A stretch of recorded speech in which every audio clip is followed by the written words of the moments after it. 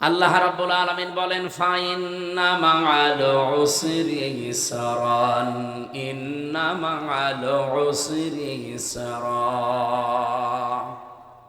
এখানে যারা আলেম আছে তাদেরকে বলছি, শব্দের দিকে খেয়াল করলে আমরা দেখি আল্লাহ এখানে উসরুন বলার আগে আলিফ লাম দিয়ে মারিফা করে দিয়েছেন, নির্দিষ্ট করে দিয়েছেন। এর আগে আল্লাহ মা শব্দ ব্যবহার করলেন, এর আগে গ্যারান্টি দেওয়ার জন্য ইন্না দিয়েছেন। অথচ শেষের শব্দটা দেখেন ইসরা, এর আগে আলিফ লাম নেই, এটা নাকেরা অনির্দিষ্ট শব্দ।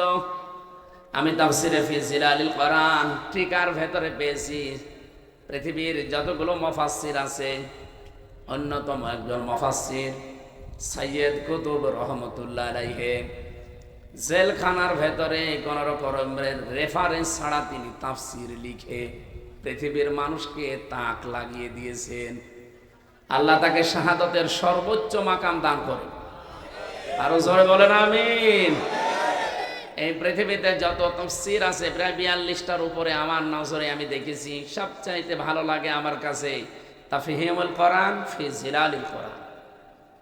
আপনাদেরকে আহ্বান জানাচ্ছি, সময় পেলে এই দুইটা বাংলা কিনে পড়বেন, কাজে লাগবে। ইসলাম বোঝার জন্য এই দুইটার উপরে আর তাফসীর আমি পাইনি। হ্যাঁ, অন্যান্যগুলো আছে, এই দুইটা আমার কাছে খুব সহজ লাগে, বিশেষ করে ফি জিলালিল কোরআন।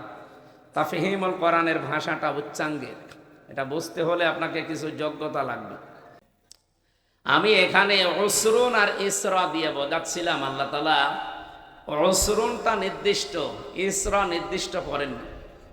অথচ এর আগে আল্লাহ আলিফ লাম দেওয়ার আগেই মা দিয়েছেন। আল্লাহ বোঝাতে চান পৃথিবী থেকে যদি একটা কষ্ট সহ্য করে, এই কষ্টের সাথে সাথে কমপক্ষে 10 থেকে 70টা সুখ আনন্দ আল্লাহ সেট করে রাখে। বুঝে বললেন তো? না, বুঝে বলেননি, আন্দাজে বলেছে। এবার বসে কষ্ট সহ্য করলে আপনাকে সুখ দেওয়া হবে কথা কিন্তু না। কষ্টটা যদি আপনি পেয়ে থাকেন, দুঃখ পেয়ে থাকেন, যদি যন্ত্রণা ভোগ করে থাকেন, 3টা কারণে, যে কোনো কারণেই কষ্ট পেলে আপনি যে সুখ পাবেন না কোরআনে নেই। কষ্টটা হাসিনা যাওয়ার সময় পেয়েছিল, পাইনি। আপনি কন্দন দেখেছেন? কি কান্না গো! আমার মনে হয় স্বামী মরে গেল, ও কান্না কাঁদেনি। তা আমি কিন্তু শর্ত দিয়েছি তাফসীর থেকে 3টা, আপনি এই 3টা কারণে যদি কষ্ট পান তাহলে কষ্টের সাথে সুখ আছে, শান্তি আছে, স্বস্তি আছে, নিরাপত্তা আছে, কল্যাণ আছে। 33টা অর্থ হয় এ শব্দের। কিন্তু আপনার কষ্ট যদি অন্য কোনো কারণে হয়, এই 3 কারণের বাইরে আপনার জন্য কোনো সুখ শান্তি নেই, স্বস্তিও নেই, নিরাপত্তাও নেই। এই জন্য উনিও কষ্ট পেয়েছেন। ওনার কষ্টের জন্য আল্লাহ যে শান্তি 70টা এর সাথে সাথে মিলিয়ে রাখবে না, নেই। 3টা বিষয় যদি আপনি মনে রাখতে পারেন যে আমার কষ্ট এই 3টা কারণে হয়েছে। 1 নম্বরে যদি আপনি কষ্ট দুঃখ পেয়ে থাকেন আল্লাহর কারণে, আল্লাহ। 2 নম্বরে রাসূলুল্লাহর কারণে, 3 নম্বরে মানবতার কারণে।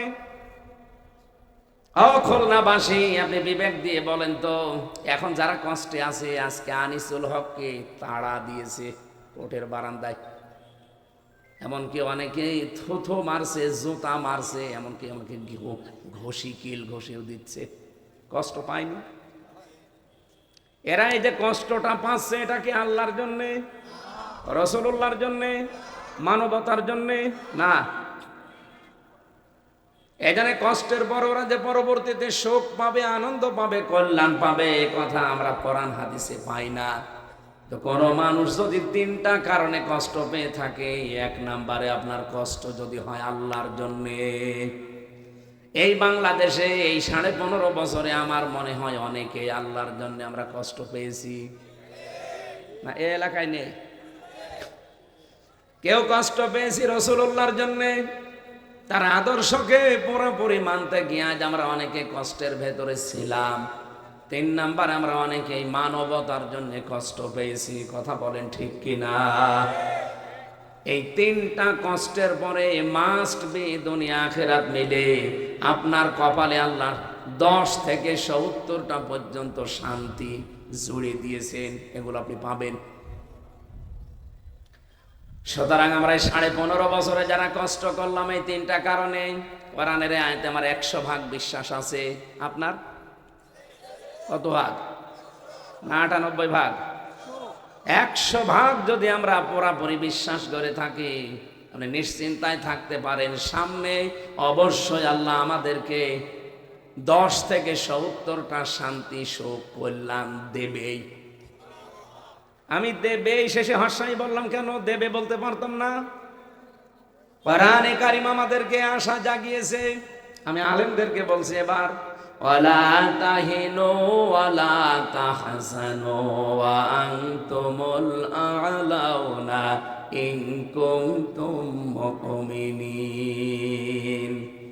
আল্লাহ বলেন কোনো ভয় নেই, কোনো চিন্তা নেই, এমনকি দুর্বল হয়েও যাবা না।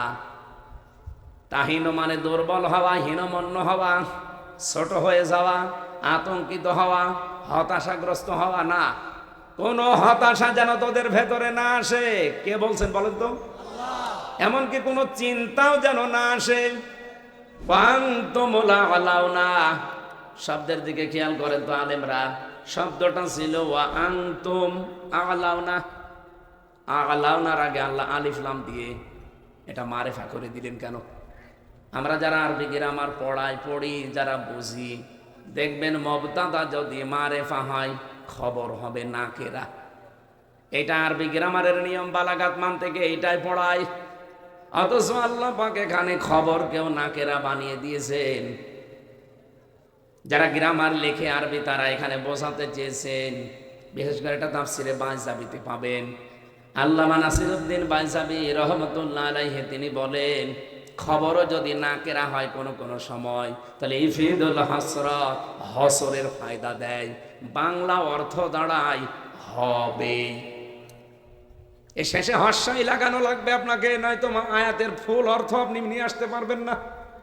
আল্লাহ বলেন ওয়ান্তুমুল আ'লাউনা, শব্দটা ওয়ান্তুম আ'লাউনা ছিল, মাঝখানে আলিফ লাম দিয়ে আমার আল্লাহ এইটাও নির্দিষ্ট করে দিলেন, ওয়ান্তুমুল আ'লাউনা, তোমরাই বিজয়ী হবে।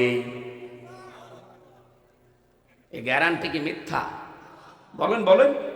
এই জন্য কোনো হতাশা আমাদের নেই। হ্যাঁ, একটু সমস্যা আছে, আয়াতের পরে একটা শর্ত আল্লাহ দিয়েছেন, ইন কুনতুম মুমিনিন, যদি মুমিন হতে পারো। কি হতে পারো? প্রশ্ন আসতে পারে, মুমিন তো আমরা আছি। আপনার ভেতরে যে ঈমান আছে এটা আপনাকে টের পাওয়া লাগবে। আপনি নিজেই মুমিন দাবি করলে তো সম্ভব না। সাহাবী প্রশ্ন করলেন, হে নবী, আমার যে ঈমান আছে, আমি যে মুমিন, এটা আমি কি করে টের পাবো? এর সিমটাম কি? বিশ্বনবী বলেন, ইদা সাররাতকা হাসানাতুকা ওয়া সাআতকা সাজ্জিআতুকা ফা আনতা মুমিন। যখন তোমার ভালো কাজগুলো তোমাকে আনন্দ দেবে, অন্যায় কাজ দেখলেই ভেতর থেকে একটা বাধা আসবে, একটু কষ্ট লাগবে, তখন বুঝবে তোমার ঈমান আছে। খুলনাবাসী বলেন তো, 15.5 বছরের কথাই বলেন, 54 বছর বাদ দিলাম, এই 15.5 বছরও অনেকের কাছে ভালো কাজ ভালো লাগে নাই। অন্যায় তো মনে হয়নি, কষ্ট লাগে নাই। এক কথা বলে না কেন? আমার রিমান্ডে যখন 10 দিন একাধারে, ওরা এমন কোন টর্চার নেই, আমার মাথার চুল থেকে পা পর্যন্ত করে নাই, একটা ইঞ্চি জায়গা বাকি নেই। এমন কোন জায়গা নেই না টর্চার করে নেই। যেখানে আসার পরে ভাই বলছিল, এই চেয়ারে বসেন, ও চেয়ারে আমি বসতে পারি না, কারণ কাঠের চেয়ারে বসলে আমার 10 মিনিট পরে ব্যথা হয়ে যায়। এমন টর্চার করেছিল, বিশেষ করে পেছনের সাইডটা, এই জন্য নরম জায়গায় বসি, যেন একটু বসে থাকতে পারি। আমি বারবার ওরে জিজ্ঞাসা করতাম যে কে আপনি, কারণ আমার চোখ বাঁধা, আমার পেছনে হাত বাঁধা, মাজায় দড়ি টাঙানো। নিজের নাম তো বলে না, শুধু পিটিয়ে যায়। জিজ্ঞাসা করলেও নামও বলে না। মনে হচ্ছে সেই ফেরেশতারা যে হাদিস পড়েছিলাম, কবরে আসবে একজন অন্ধ, বোবা, কালা, সেই ফেরেশতা পাঠিয়েছে। ও কিছু বললেও শোনে না, চোখে তো ও দেখে না মনে হয়। আপনি নিজেই জিজ্ঞাসা করতাম যে ভাই আমাকে এই যে টর্চার করেন কি, আমার কি কোনো দোষ আছে? বলে না। মারেন কেন? ও নিজেই বলে যে না, কোনো দোষ নেই, এটা তো অন্যায়। এই অন্যায়টা আপনার ভেতর থেকে একটা বাধা আসবে না? আপনাদের খুলনার একজন ছিল, এই লোকটার সবচাইতে বেশি টর্চার পেয়েছিলাম। আমি এরে বলতে পারি না, আজ 3 বছর হয়ে গেল, তারপরও আমার একে ভোলা সম্ভব না। ও চেষ্টা করলে, আমিও খুলনা বিভাগের মানুষ, ও আমারে বাঁচিয়ে দিতে পারত। মাটির নিচে যে আয়না ঘরে নিয়ে ও যদি বলতো ঠিক আছে আমি দেখতেছি, স্যারদের কাছ থেকে নিয়ে এসে গোপনে আমার এক জায়গায় অন্তত একটু শান্তিতে রাখতে পারবে। এই যে 4টা শব্দ দিয়ে জিকির করলাম, পয়েন্টটা যেহেতু এসেছে, এটা নিরসন করা দরকার। বিশেষ করে এই বাংলাদেশে বহু মানুষ বিভিন্ন দরবারে কিন্তু জিকির করে এই 4টা শব্দের বাইরে। কান খাড়া করে শোনেন মুসলমান, এটা রেকর্ড হচ্ছে, সারা বাংলাদেশ এখন দেখতেছে, লাইভ চলছে। 4টা শব্দের বাইরে কোনো জিকির নেই। সুবহানাল্লাহ, আলহামদুলিল্লাহ, লা ইলাহা ইল্লাল্লাহ, আল্লাহু আকবার। কারণ জিকির একটা ইবাদত। ইবাদতটা নবীজি যেভাবে আল্লাহর নির্দেশ পেয়ে শিখিয়েছেন ওইভাবে করা লাগবে। আপনার আমার কাছে কোনো একটা শব্দ ভালো মনে হচ্ছে, ওইটা দিয়ে আপনি জিকির করলে জিকির হবে? আসতে বলে। এই যে ব্রাহ্মণবাড়িয়ার গিয়াসউদ্দিন তাহেরি সাহেব যে জিকির করে, এটা কি এই 4টা শব্দের ভেতরে আছে? ওর জিকির হচ্ছে ইয়ালি বাবা, শালি বাবা, পাগলা বাবা, কেল্লা বাবা, ফতে বাবা। এই 4টার ভেতরে একটাও আছে? আমি কালকে চরমনার ময়দানে গিয়েছিলাম দেখার জন্য, সরসিনার ময়দানে গিয়েছিলাম দেখার জন্য, ঝালকাঠি এনএস কামিল মাদ্রাসা, এগুলো সব কালকে মাহফিল শুধু একটা ছিল তো রাতের বেলায়, জন্য সারাদিন ঘুরেছি। আমরা এ সমস্ত ময়দানে যাবেন, এই 4টার বাইরে যদি কোনো ময়দান থেকে, দরবার থেকে জিকির আসে, ওটা দরবার না, ওটা ভণ্ডামি। এক কথা বলেন, সে যেখানেই হোক। এদেশে এখন 48,000-এর উপরে দরবার। যে দরবারে এই 4টা শব্দের বাইরে কোনো জিকির নতুন করে আবিষ্কার করে বলবে এইটাও না, আপনাকে দলিল দেওয়া লাগবে। দারুল্লাযীনা ইলহিদুনা ফি আসমাই সায়ুজসাউনা মা কানু ইয়ামালুন। সূরা আরাফ 9 নম্বর পারা 13 নম্বর পৃষ্ঠা 4 নম্বর লাইনের 180 নম্বর আয়াতের মাঝের অংশে আছে, আল্লাহ পাক বলেন আমার নামকে তোমরা এলাহাদ করবা না। এলাহাদ মানে, এলহাদ মানে উল্টা পাল্টা করা। এলহাদ মানে যেভাবে ডাকা দরকার ওইভাবে না ডেকে একটু বাড়া কমা করা। আপনি কোথায় পেয়েছেন আল্লাহর নাম সুবহান আল্লাহ বাদ দিয়ে শুধু সুবহান সুবহান? হবে না। আপনাকে সুবহান আল্লাহ ফুলটা বলা লাগবে, আলহামদু না, আলহামদুলিল্লাহ বলা লাগবে, আল্লাহু আল্লাহ না, আল্লাহু আকবার বলা লাগবে, লা ইলাহা লা ইলাহা, এরপরে ইল্লাল্লাহ ইল্লাল্লাহ না, আপনাকে পুরাপুরি বলা লাগবে লা ইলাহা ইল্লাল্লাহ। সূরা মুহাম্মদের ভেতরে আল্লাহ এই কালিমাটা দিয়েছেন, ফাআলাম আন্নাহু লা ইলাহা ইল্লাল্লাহ। নাকি আমি বেশি বলে ফেললাম? আপনি শুধু খণ্ডিতভাবে করবেন কোন কারণ? আপনাকে কে অনুমতি দিল বলেন তো? আপনি কি ইসলাম বানাবেন? এই জন্য আহ্বান জানাচ্ছি, যেহেতু কয়েক মিনিট আমি এটা আলোচনার বাইরে ছিল, তারপরেও এসে গেছে বলে বললাম, এই 4টা শব্দের বাইরে জিকির করবেন না। আল্লাহর নামকে যারা এলহাদ করে তাদের সাথে মিলে তুমি ডাকবা না, এ নির্দেশ কার? এরপরও যদি আপনি ডেকে জাহান্নামে যেতে চান, যান। আপনাকে আরো দরকার আমি ঠেলা দিয়ে জাহান্নামে দিয়ে আসি, কি যাবেন? ওই যে একজন বলল ঠিক।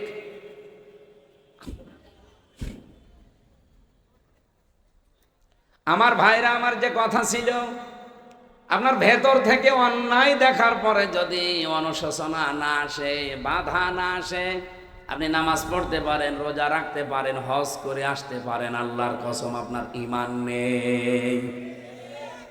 এদেশে এরকম ঈমানদার আমরা বহু দেখি যারা এই 2টা কাজে নেই। এই জন্য আমরা যদি ঈমানদার হতে পারি, ইমানের যতগুলো শাখা আছে এই শাখাগুলোতে যদি আমরা শাখায় শাখায় যেতে পারি, ইমান নষ্ট হয়ে যাওয়ার পেছনে যে কারণগুলো আছে ওগুলো থেকে যদি মুক্ত থাকতে পারি, আমার মনে হয় এখানে শুধু আলেমরা বাদ দিয়ে যদি জিজ্ঞাসা করা হয় নামাজ ভাঙার কারণ কয়টা, বলতে পারবে অনেকেই। কয়টা? হ্যাঁ, 19। যদি বলা হয় অজু ভাঙার কারণ কয়টা, 7টা। রোজা ভাঙার কারণ কয়টা? হজ ভেঙে যায়, নষ্ট হয়ে যায়, হজ ভাঙার কারণ কয়টা? পৃথিবীতে যত ইবাদত আল্লাহ দিয়েছে নষ্ট হয়ে যাওয়ার কারণও দিয়েছে। কথা বলছে না কেন? পৃথিবীতে সবচাইতে দামি জিনিস যেটা, তার নাম ইমান।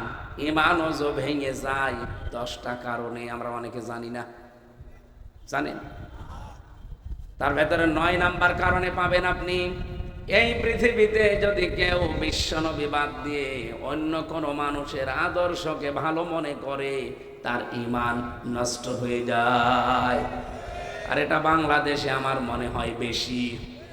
বলেন, আগস্টের 5 তারিখের আগে এই দেশে মাত্র 100 জনের 15 জন বলতো আমরা ইসলাম রাষ্ট্রীয়ভাবে চাই। তার ভেতরে মাওলানা কবিরুল একজন, সর্দার এনামূলক একজন। এরকম মানুষ মাত্র এদেশে 100 জনের 15 জন ছিল। অথচ এই 9 মাসের ব্যবধানে আপনি দেখেন আন্তর্জাতিক রিপোর্ট বের হচ্ছে, এই দেশে এখন 100 জনের 77 জন মানুষ চাচ্ছে এদেশে ইসলাম কায়েম হোক। এই রিপোর্ট মাইক্রোসফট দিয়েছে, খ্রিস্টানরা, আমরা বানাইনি। 257টা দেশের রিপোর্ট তারা দেয়। এই বাংলাদেশ সম্পর্কে তারা রিপোর্ট দিল যে আগস্টের 5 তারিখের আগে দেশে মানুষ মাত্র 100 জনের 15 জন বলতো আমরা ইসলাম চাই। আর এখন 100 জনের 77 জন মানুষ বলছে আমরা ইসলাম রাষ্ট্রীয়ভাবে চাই। কারণ সবাই আমরা এখন বুঝে ফেলেছি, দেখে ফেলেছি, এই ইসলাম যদি রাষ্ট্রীয়ভাবে কায়েম এদেশে না হয়, এদেশে আমরা কেউ নিরাপদ না। গোবিন্দ পরামানিকের মতো হিন্দু মানুষটা আজকে বলতে বাধ্য হচ্ছে, এদেশে যদি ইসলাম কায়েম হয় তাহলে অন্য ধর্মের সবাই থাকবে নিরাপদ। হিন্দুরা যদি এ কথা বুঝে ফেলে, আমরা মুসলিম যারা, আমাদের বোঝা আরো আগে দরকার না? বলেন বলেন, আমরা এই সংক্রান্ত কথাগুলোই বলবো। যেহেতু 10টা বলতে গেলে আমার এদিকে আলোচনার ওইটা বিষয় না, আমার আলোচনার বিষয় ছিল সেই দিকে আমি যাচ্ছি। আপনার ঈমান আছে কিনা, না চলে গেছে, নষ্ট হয়ে গেছে, এটা আপনাকে জানা লাগবে। বিশ্বনবী বাদ দিয়ে পৃথিবীর অন্য কেউ যেন আপনার আদর্শ না হয়। এটা যদি মনে করেন দুনিয়ার কাজ, কে বলেছে আপনাকে দুনিয়ার কাজ? আমি যে আয়াতগুলো পড়েছি তার সর্বশেষ আয়াতটা ছিল সূরা হুদের 98 নম্বর আয়াত, ইয়াকদুমু কওমাহু ইয়াউমাল কিয়ামাতি ফাওরাদাহুমুন নার ওয়া বিইসাল বিরদুল মাওরুদ। আমার ভাইরা, কিয়ামতের দিন সামনে থাকবে ফেরাউন, আর তার অনুসারী যারা তাকে নেতা মেনে চলতো তারা থাকবে তার পেছনে। নিকৃষ্ট কত জায়গায় যেখানে তারা থাকবে, স্থানটা কত নিকৃষ্ট, এতটুকু আল্লাহ বলে শেষ করে দেননি, এরপরে ব্যাখ্যা দিয়েছেন। আমি আয়াতটা পড়ার পরে তাফসীর গুলো মিলিয়েছি। তাফসীরের বাংলা যেটা সামারাইজ হয়, সব মিলে বাংলা অর্থ এটা দাঁড়ায়, দুনিয়াতে যার নেতা ঠিক নেই, যে নেতা জাহান্নামে যাবে, ওই নেতার কর্মীরা তার সাথে জাহান্নামে যাবে। আপনি এবার বাংলাদেশে মিলান, এই আসনটাই মিলান, এই 13 খাদা, এখানে যারাই রাজনীতি করে, আরে ভাই, যে দলের নেতা জাহান্নামে যাবে, ওই দলের কর্মীরা তার সাথে জাহান্নামে যাবে। এই আয়াতের পক্ষে আরেকটা আয়াত আছে, সূরা আলে কি বানি ইসরাইলের 71 নম্বর আয়াত, ইয়াউমা নাদউ কুল্লা উনাসিম বিইমামিহিম। আল্লাহ পাক বলেন, কিয়ামতের দিন প্রতিটি মানুষকে বিচারের জন্য আমার সামনে ডাক দেব, কিন্তু তার নেতার সাথে। এটা তো আমি বানালাম না, আমি বানালাম। কিয়ামতে আপনি উঠবেন ঠিক, একা একা উঠতে পারবেন না।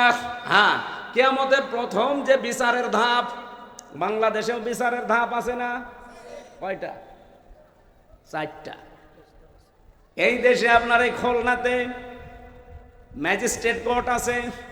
এরপরে এখান থেকে যদি রায় আপনার বিপক্ষে আসে, আপনি বলতে পারবেন না যে আমি আবার মানি না।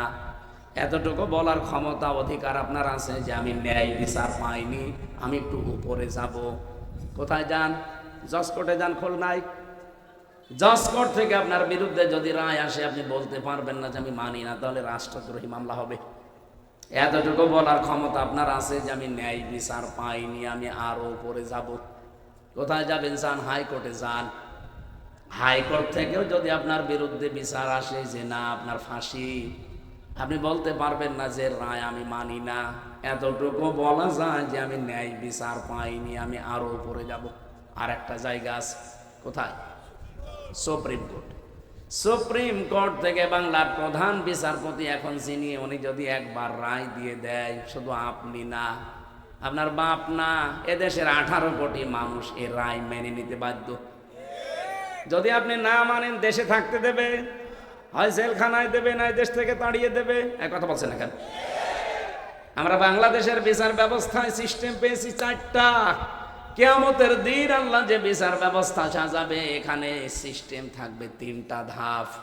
প্রথম ধাপে আপনাকে আল্লাহ বিচারের জন্য ডাকবে একা একা। ওয়াকুল্লুহুম আতিহি ইয়াউমাল কিয়ামাতি ফারদা। সূরা মারিয়াম 15-16 নম্বর পারা, 10 নম্বর পৃষ্ঠা, 15 নম্বর লাইনের 95 নম্বর আয়াত। এটা তাফসীরে ফি জিলালিল কোরআনে পাবেন। সাইয়্যিদ কুতুব লিখেছেন, কিয়ামতের দিন আল্লাহ কিন্তু প্রথমে আপনাকে একা ডাকবে। প্রত্যেকটা মানুষকে আল্লাহ নিজে একা একা ডাক দিয়ে তার সামনে দাঁড় করাবে।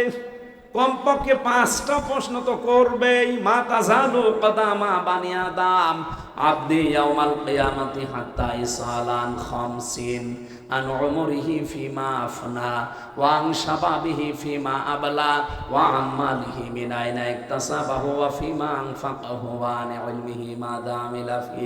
মুত্তাফাকুন আলাইহি।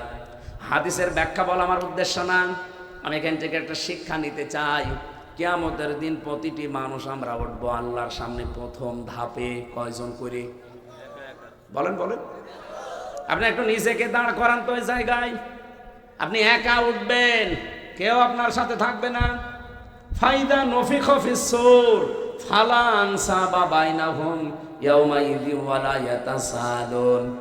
রব্বুল আলামিন বলেন, যখন সিংহায় ফুৎকার দেওয়া হবে, যেদিন উঠবে কিয়ামতের দিন, ওই দিন সব সম্পর্ক কাট হয়ে যাবে। নসবের বহু বচন আনসাব, একটা সম্পর্ক থাকবে না আপনার। রক্তের সম্পর্ক বলেন, দলীয় সম্পর্ক বলেন, যত রকমের সম্পর্ক দুনিয়ায় মানুষের আছে, আল্লাহ বলেন সব শেষ। তুই থাকবি কিয়ামতে আমার সামনে দাঁড়িয়ে স্রেফ কয়জন? হিসাবে শব্দটা জন্মের পর থেকে শুনেছি, কিন্তু এটা যে কি আজও মুখোমুখি হননি। তারপরও দুনিয়ার দুদকে আমাদের মাঝে মাঝে কাউকে ধরে, ঘুষ ঘাস দিয়ে বাঁচা যায়। আল্লাহ পাক যেদিন বিচার করবেন, এদিন কিছু চলবে। কি অবস্থা ওই দিন একটু নিজেকে দাঁড় করিয়ে বলেন, কত কঠিন ভয়ঙ্কর অবস্থা হবে ওই দিন। আমার 33 বছরের 32 বছরই আল্লাহ মাফ করে দিয়েছে। খালি একটা মাসের, তাও পুরা মাস না, মাত্র 28 দিনের হিসাব আমার এখনো জোগাড় হয়নি। এই চিন্তাটা যার ভেতরে যত বেশি আসবে, তার জীবন তত বেশি পরিচ্ছন্ন হবে। আপনি কি মনে করেন হযরত ওমরের মতো এরকম টপ টেরর, এইরকম মানুষকে আল্লাহ পরিবর্তন করার জন্য এই কিয়ামতের ভয়গুলো নবীজি যখন ঢুকিয়ে দিয়েছেন, যে মানুষকে দেখলে এমনি মানুষ ভয়তে পানি খেত, সে মানুষকে দেখলে আশার সঞ্চার তৈরি হয়েছে।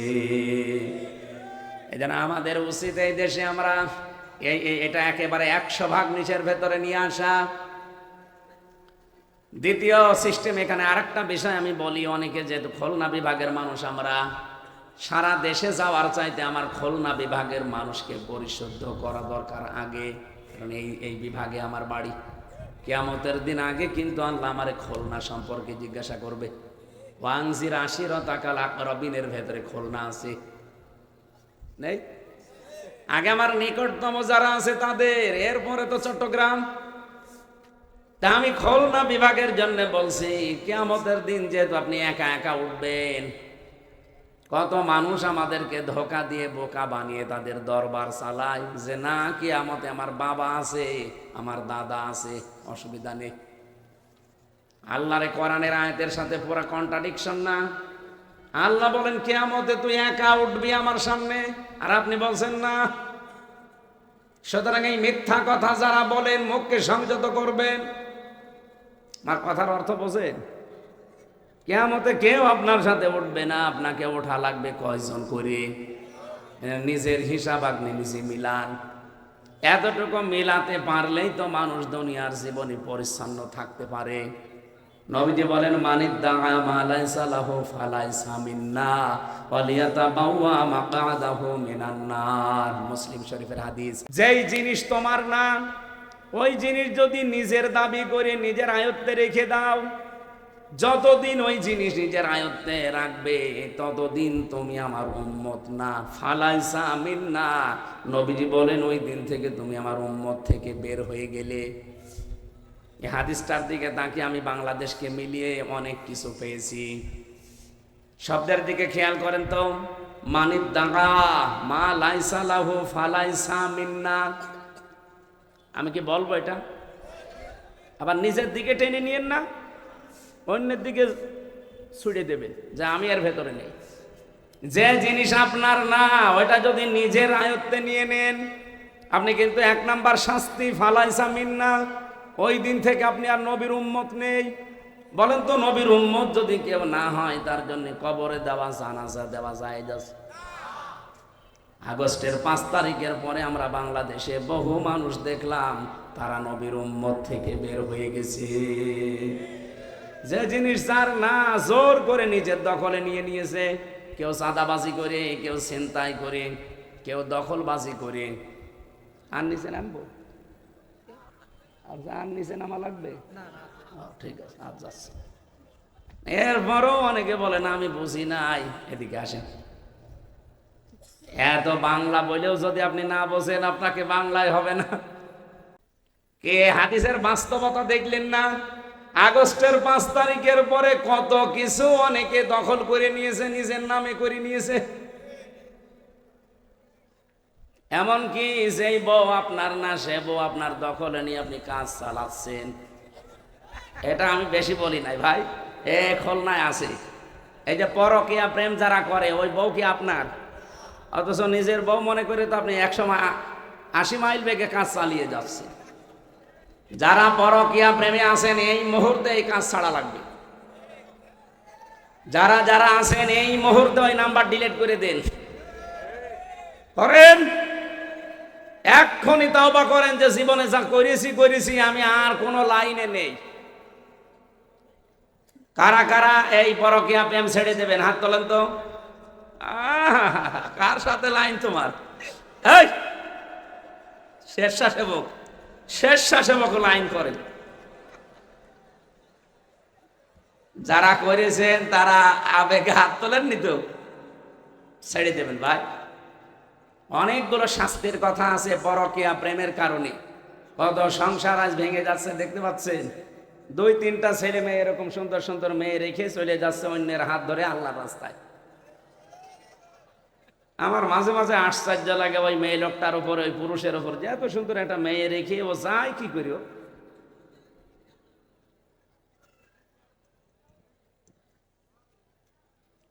না, ওইদিকে আমি আর যেতে পারছি না। হ্যাঁ, এখানে আরেকটা পয়েন্ট আছে।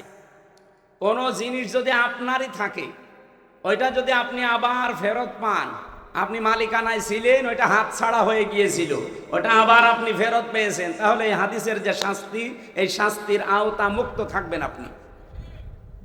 এটা বুঝেছেন? আন্দাজে ঠিক বললেন, বুঝেছেন? কিছুই বোঝেন? যেই জিনিস আপনারই ছিল, আপনার জিনিস আপনি হাত ছাড়া করে ফেলেছিলেন, একজন নিয়ে নিয়েছিল, এখন আপনি আবার ফেরত পেয়েছেন। তাহলে হাদিসের প্রথম শাস্তি কি? অন্যের জিনিস নিজের আয়ত্তে রাখলে নবীর উম্মত থেকে আপনি বের হয়ে গিয়েছিলেন।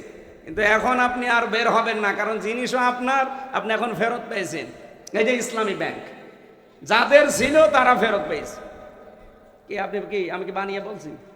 এখন যারা ফতোয়া দেয় যে ইসলামী ব্যাংকও অনেকে ডাকাতি করে নিয়েছে, কেন আপনি এই মিথ্যা কথা বলেন কেন? ইসলামী ব্যাংকে আপনার বাবার, যাদেরটা তারা ফেরত পেয়েছে। আপনি প্রমাণ দেন যাদের ব্যাংক তারা ফেরত পেয়েছে, তারা কারোরটা ডাকাতি করে, চুরি করে, চাঁদাবাজি করে নেয়নি, ছিনতাই করেও নেয়নি। এই কথা বলেন না কেন? যাদের জিনিস এতদিন উল্টাপাল্টা ব্যবহার ছিল তারা এখন ফেরত পেয়েছে, তারা এই হাদিসের শাস্তির আওতা মুক্ত থাকবে। 2 নাম্বারটা কিন্তু কঠিন। 2 নাম্বারটা বলবো, আপনাদের ভয় লাগছে না? এই এলাকায় মনে হয় এসব কিছু হয়নি। আমাদের কুষ্টিয়া এলাকায় তো বহু কিছু আল্লাহর নামে দখল হয়ে গেছে। ঘাট দখল, মাঠ দখল, বাজার দখল, স্ট্যান্ড দখল, আরো কত কিছু যে আল্লাহর নামে দখল করে দিছে, অথচ জিনিস ওর না। ফালাইসা মিন্না, আপনি নবীর উম্মত নেই। 2 নাম্বারটা কঠিন, যেহেতু এটা বলছি, ওয়ালিয়াতা বাওয়া মাকাদাহু মিনান নার, সে যেন জাহান্নামে নিজের একটা স্থান তৈরি করে নিল। আমি তো হাদিসটা বাংলাদেশের সাথে মিলিয়ে একেবারে খাপের খাপ মুমতাজের বাপ মিলে যাচ্ছে। কি মিলে যাচ্ছে না? যে জিনিস আপনার না, জোর জবরদস্তি করে, দখল করে, ছিনতাই করে, চাঁদাবাজি করে, কত কায়দায় নিজের নামে নিয়ে চালিয়ে যাচ্ছেন। বাবা শাহজালাল সব হালাল।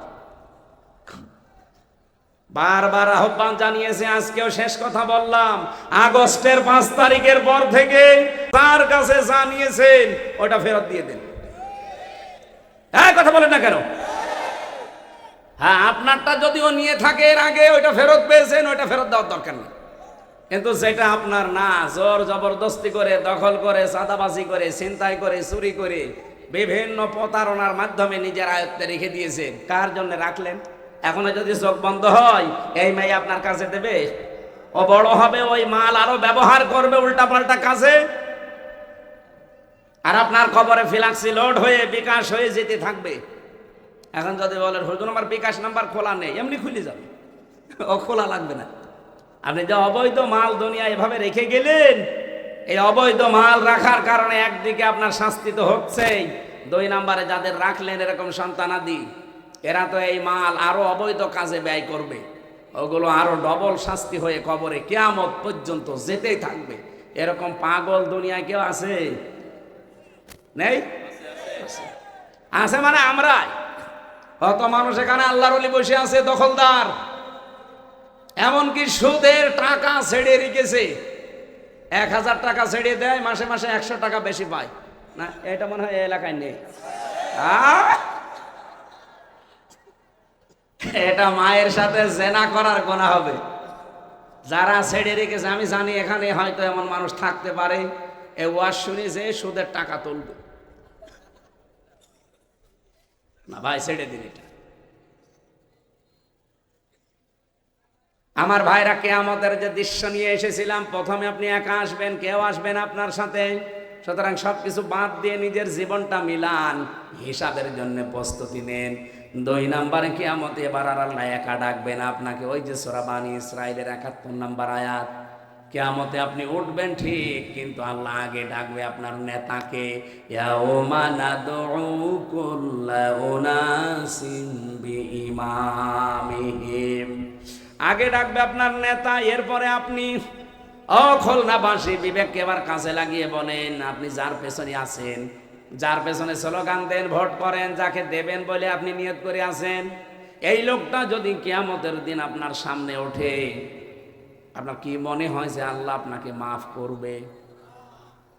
দেখলেন, এখনই বলছে না ও ধরা খাবে না, ও তো ধরা খেয়ে বসে আছে। এখনই বলছে যে আমি যার পেছনে আছি, ওর পেছনে এভাবে থাকলে আল্লাহ আমাকে মাফ করবে না।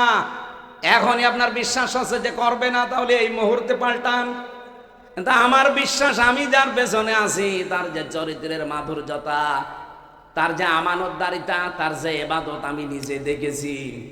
আমির জামাত ডাক্তার শফিকুর রহমান, এই লোকটার সাথে আমি নিজে ছিলাম জেলখানায়, নিজে দেখেছি তার ইবাদতের মাত্রা, তার যে অ্যাক্টিভিটিস, আল্লাহর প্রতি তার যে ভরসা, যেহেতু নিজে দেখেছি তার চরিত্র, তার ইবাদতের কাজ কারবার, এই জন্য আমার ভরসা হয় আল্লাহ তাকে যদি মাফ করে আমারেও মাফ করে দেবে। তা আপনি যার পেছনে আছেন অত রাত 9টার পরে ঠিক মতো মাটিতে পা পড়ে না কি? রিকশা ছাড়া বাড়ি যেতে পারে না রাতে। তাল গাছকে দেখে ধাক্কা দিয়ে বলে ভাই মিয়া ভাই সাইড দে, কতক্ষণ দাঁড়াবো? এইরকম একটা মাতাল লোকের পেছনে আপনি স্লোগান দেন, তাকে ভোট দেবেন বলে আশা করে আছেন। কিয়ামতে ও তো আপনার সামনে থাকবে, আপনি থাকবেন ওর পেছনে। বলেন আপনার কি মনে হয়? আমার আগে যিনি কথা বললেন মাওলানা কবিরুল ইসলাম, আমি আপনাকে বলি না যে ওনাকে ভোট দেন, ওনার পেছনে থাকেন না, কিন্তু আমার আশা এই যে এই লোকটার হাতে হাজার হাজার আলেম এই দেশে তৈরি হয়েছে, তার ইবাদত আছে, তার চরিত্র আছে। আপনি তার জীবনে জেনা পাবেন না, তার জীবনে ঘুষ পাবেন না, সুদ পাবেন না। অন্তত যদি শপথ নিয়ে থাকে তার জীবনটা পরিচ্ছন্ন আছে। আমি নিজে দেখেছি শপথ নেওয়ার আগে আমার জীবন, শপথ নেওয়ার পরের জীবন পুরা চেঞ্জ হয়ে গেছে। কারণ এই আয়াতটা পড়ে শপথ নেওয়ার আগে আমি 1000 বার পড়েছি, কিন্তু যেদিন আমি পড়লাম হাতে হাত দিয়ে ওদিন আমার জীবনটা আল্লাহ পাল্টিয়ে দিয়েছে। ইন্না সলাতি ওয়া নুসুকি ওয়া মাহইয়ায়া ওয়া মামাতি লিল্লাহি রাব্বিল আলামিন। এত সে জন্মের পর থেকে পড়ছি, কিন্তু না, 2024 সালের 13 অক্টোবর এটা আমি যখন পড়েছি, আমি দেখি আমার ভেতরে আল্লাহ পুরাটা চেঞ্জ করে দিয়েছেন। এই জন্য লোকটা সম্পর্কে আমি যতটুকু খোঁজ নিয়েছি জানি উনি আয়াতটা পড়েছে এবং শপথ হিসাবেই পড়েছে। এই জন্য আমি গ্যারান্টি দিতে পারি কিয়ামতের দিন আল্লাহ মাওলানা কবিরুলকে মাফ করে দিলে ওনার পেছনে যারা আছে আল্লাহ তাদেরকেও মাফ করে দেবে। আপনাকে আমি বাঁচাতে চাই। যদি বলেন না আপনি হাওয়া দিচ্ছেন, কিসের হাওয়া? তাহলে কোরআনের আয়াত কেটে বাদ দিয়ে দেন আপনি। কিয়ামতের দিন আল্লাহ বিচারের সিস্টেম ধাপে ধাপে তৈরি করবেন। প্রথমে একা একা, দ্বিতীয় নম্বরে নেতার সাথে, 3 নম্বর আর এবারের নেতা নেই, এবার সবাই একসাথে। ওই যে হাসর বলা হয়, যেটা হাসর মানে মহাসমাবেশ, হাসর মানে এই মহাসমাবেশে এবার আর একা থাকবেন না, সবাই মিলে আপনি আল্লাহর সামনে দাঁড়াবেন। কিন্তু আগের দুইটা তো বড় কঠিন হয়ে গেল আমাদের জন্য। এই জন্য নেতা যদি জাহান্নামে যায়, কর্মীরা যাবে জাহান্নামে। সূরা হুদ 12 নাম্বার পারা, 12 নাম্বার পৃষ্ঠার 1 নাম্বার লাইনের 98 নাম্বার আয়াত। বাড়ি যেয়ে যে কোনো তাফসীরের সাথে মিলাবেন, এরপরে নিজেকে পাল্টাবেন। পাল্টাবেন তো নাকি ওয়াজ শোনা পর্যন্ত শেষ? আমরা সূরা হুদের 96, 97 এই দুইটা আয়াতের তাফসীর করব এবার। আল্লাহ পাক বলেন ওয়ালাকাদ আরসালনা মূসা বিআয়াতিনা ওয়া সুলতানিম মুবিন। আল্লাহ শব্দ শুরুই করেছেন লাকাদ দিয়ে। আল্লাহ কিন্তু লাম বাদ দিয়ে, কদ বাদ দিয়ে ওয়া আরসালনা দিতে পারতেন, যে আমি পাঠিয়েছি বা আমরা পাঠিয়েছি মূসা আলাইহিস সালামকে আমার নিদর্শন সহ। কথা বলার আগে আমার আল্লাহ দুইটা গ্যারান্টি দিয়েছেন, ওয়ালাকাদ তাকিদ দিলেন। অবশ্যই অবশ্যই আমি আল্লাহ নিজে এখানে ফাইলকে, কর্তাকে, আল্লাহ নিজে ফাইল, কর্তা নিজে। আল্লাহ বলেন অবশ্যই অবশ্যই আমি পাঠিয়েছি মূসা আলাইহিস সালামকে বিআয়াতিনা আমার নিদর্শন সহ। কোন জায়গায় পাঠালাম? সুলতানিম মুবিন, এবং স্পষ্ট দলিল আর প্রমাণ তার কাছে ছিল। আল্লাহ এরপরে জানিয়েছেন ইলা ফিরআউন ওয়া মালাইহি, ফেরাউন এবং তার যে নেতা আছে, পরিষদ বর্গ আছে, প্রধান আছে দেশের, তাদের কাছে পাঠালাম। তারা মূসা নবীর স্পষ্ট নিদর্শন দেখেছিল 9টা। এই যে সুলতানিম মুবিন, স্পষ্ট দলিল আর প্রমাণ কয়টা? পুরা কোরআন শরীফে আপনি 9টা নিদর্শন পাবেন মূসা নবীর। একটার পরে একটা নিদর্শন তাদেরকে দেখিয়েছে, তাও সব চাইতে উজ্জ্বল নিদর্শনগুলো। রব্বুল আলামিন বলেন এই জাতির লোকেরা মূসা নবীর এত নিদর্শন দেখার পরেও তারে অনুসরণ করে নাই। ফাত্তাবাউ আমরা ফিরআউন, তারা অনুসরণ করে চলেছিল ফিরআউনের। কার? আরো জোরে বলেন। আমা আমরু ফিরাউন বিরশিদ, অথচ ফিরাউন কিন্তু আমর আদেশ না দিত, একটাও ন্যায় সঙ্গত আদেশ দিত না। এখানে প্রায় 29টা পয়েন্টের উপরে আমার আল্লাহ তাফসিরে ফি জিলালিল কোরআনে সাইয়্যিদ কুতুব দিয়েছেন এই যে আমা আমরু ফিরাউন বিরশিদ, ন্যায় সঙ্গত কোনো আদেশ তার জাতির লোককে দেয়নি। এখানে 29টা পয়েন্টের উপরে উনি কথা বলেছেন। আমার মনে হয় আয়াতটা এখন বাংলাদেশের সাথে মিলানো দরকার। এখন মুসা নবী নেই, কিছু মুসা নবীর ওয়ারিসরা আছে। আল উলামা ওয়ারাসাতুল আম্বিয়া, আলেমরা নবীর কি বলেন বলেন। সুতরাং আলেমরা যেটা আদেশ দেবে, ও যদি আলেম হয় ফরিদউদ্দিন মাসুদের মতো আলেম না। এক কথা বলছেন এখানে, ফরিদউদ্দিন মাসুদের মতো আলেম না, কফিলউদ্দিন সরকার সালিহের মতো আলেম না। এই যে এরা হয়তো বালাম বাউরার অনুসারী। বালাম বাউরার অনুসারীদের জীবন আমি পড়েছি। বালাম বাউরার পুরা জীবনটা, এই লোকটাও আলেম ছিল, তাও মস্ত বড় আলেম ছিল, কিন্তু এই আলেম ছিল এই ফরিদউদ্দিন মাসুদের মতো। কি কথা বলছেন এখানে? আজ ঘৃণিত হয়ে গেছে জাতির কাছে। কয়েকটা আলেমকে এখন জাতির লোকেরা খুঁজে বেড়াচ্ছে। আমার মনে হয় যদি সামনে পাই কুকুরের মতো পিটাবে। আলেম হলেই নামের আগে থাকলে হবে না। আলেম তো ওই লোকটা আছে তার জ্ঞান অনুযায়ী কাজ করে। আপনার জ্ঞান কোনদিন বলেছে যে শাহবাগে যে আল্লামা সাইদিন ফাসান কোনদিন বলেছে আপনার জ্ঞান? সাজিয়ে দিয়ে গেল। আর তার সাথে আপনি একাত্মতা ঘোষণা করে বললেন এই পৃথিবীতে যত নেকির কাজ করেছি সব চাইতে বড় নেকির কাজ আজকে শাহবাগে এসে আল্লামা সাইদির ফাঁস দেওয়া। আপনি মানুষ, জানোয়ারও তো এত নিচে নামে না। এটা না আল্লাহ ঘৃণিত করে দিয়েছে আজ। এখন আর বের হতে পারে না, প্যারালাইজড হয়ে গেছে, আরো নিচে নামবে। বাতিলের 5টা গোলাম যারা ছিলেন, আল্লাহর কসম এত অপমান আপনাকে আল্লাহ করবে, আপনি কল্পনার বাইরে চলে যাবে। এই জন্য প্রথমে যে আয়াত পড়েছিলাম, আয়াতের পরের আয়াত এটা সূরা আলাম নাসর 5 এবং 6 নম্বর আয়াত, ইন্না মা'আল উসরি ইসরা। আগে কি শুনেছিলেন যে একটা কষ্ট সহ্য করলে কয়টা সুখ? 70টা। বলেন বলেন। একটা কষ্ট যদি কেউ দুনিয়ায় সহ্য করে তার জন্য সুখ অপেক্ষা করছে কয়টা? বলেন। সিস্টেম অপর পৃষ্ঠায় দেখুন।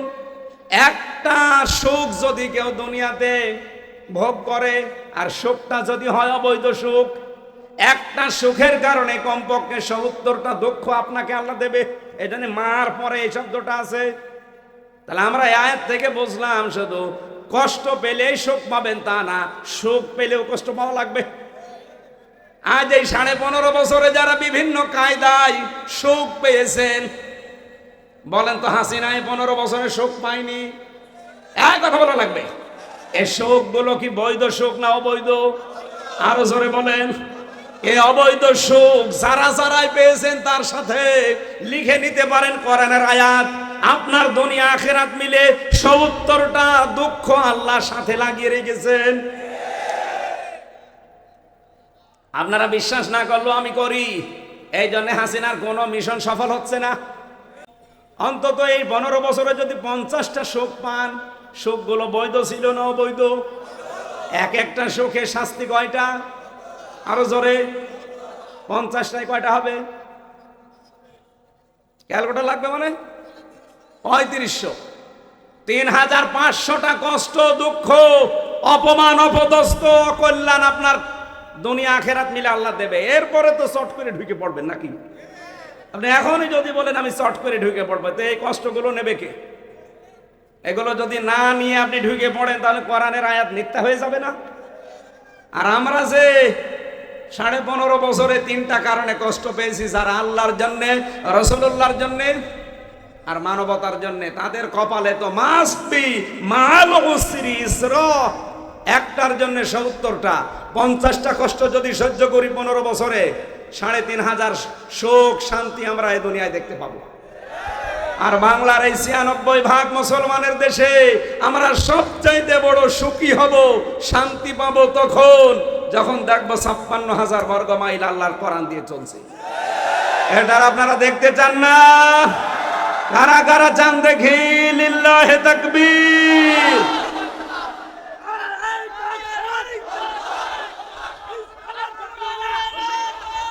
আলহামদুলিল্লাহ।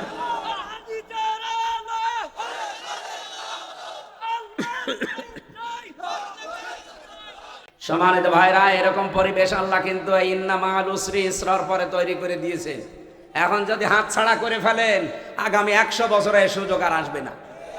54 বছর পরে তো একটা এসে, যদি এবার আপনি হেলায় খেলায় নষ্ট করেন, 100 বছর আর সুযোগ পাবেন না।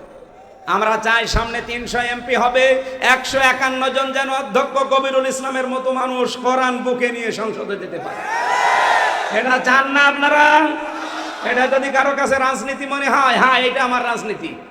যদি কারো কাছে এটা ধর্ম ব্যবসা মনে হয়, এটাই আমার ধর্ম ব্যবসা। অনেকে বলছে যে না, কেউ কারো পক্ষে ভোট চাইতে পারবে না। আমি 56,000 বর্গ মাইলে কোরআনের পক্ষে যারা একামতে দিন প্রতিষ্ঠার কাজ করে, যারা তাদের পক্ষে আমি নাম ধরে ভোট চাবো। কে বাধা দেবেন? আমার মাইক কেড়ে দিন, আসেন।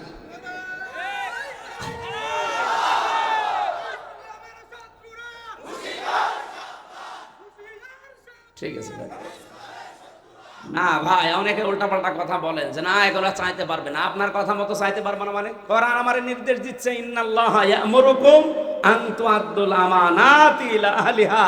এই আমানাত বহু বছর মারিফুল কোরআন তাফসীর নিয়ে আসেন, এখানে বাংলায় লেখা আছে ভয়কার ট ভোট। এটা যদি চাইতে না পারে আয়াত কেটে বাদ দিয়ে দেন। দেন। আমি নায়েবে রাসূল দাবি করি আর আমি হক কথা বলবো না মানে? আমি চাই অধ্যক্ষ কবিরুল ইসলামের মতো 151 জন অন্তত সামনে যেন কোরআন বুকে নিয়ে সংসদে যেতে পারে। তাহলে এই দেশে আমরা পরিপূর্ণ সুখ, শান্তি, স্বস্তি, নিরাপত্তা, কল্যাণ 33টা অর্থ আছে, প্রত্যেকটা পাবেন। আমার মনে হয় আয়াতের পরে এই যে ফাত্তাবাউ আমরা ফেরাউন, এখানে যে 29টা, এগুলো বলতে গেলে অনেক সময় লাগবে, আর হবে না।